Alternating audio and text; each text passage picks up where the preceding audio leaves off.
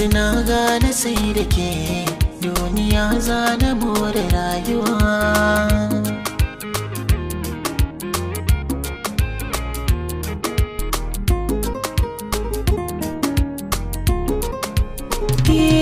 Na ji so haɗuwar jini sarai, na amince akan hakan kwarai, ni da ke rayuwa idan da rai.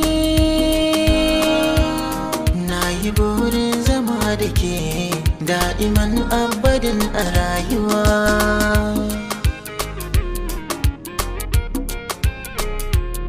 Yau garan ke zamo kamar jini, ko in ce idanun gani, dukka mata basa da kwarjini. Duk garin nan na bincike, gona ke ɗaikin samu karbuwa.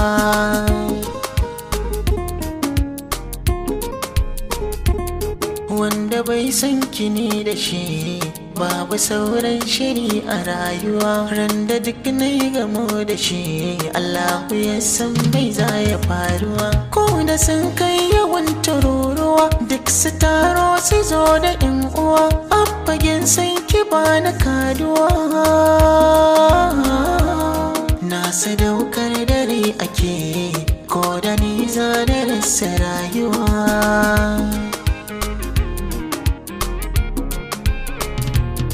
Na kira ki da sarauniyata, wacce ke mulkin zuciyata. A yanzu babu wanda ya kai ni gata, tunda ke ce masoyiyata. Kin iya kwalliya da tsafta, kina da saukin fahimta.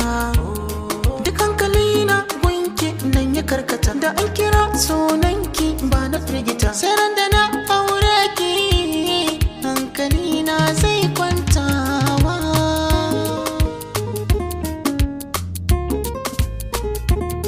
Zuciyata tana ta damuwa, kan tunanin rana ta rabuwa. Babu makawa ko mai shakuwa, ba ni fata da ni da ke. Wanga rana ta zo rayuwa.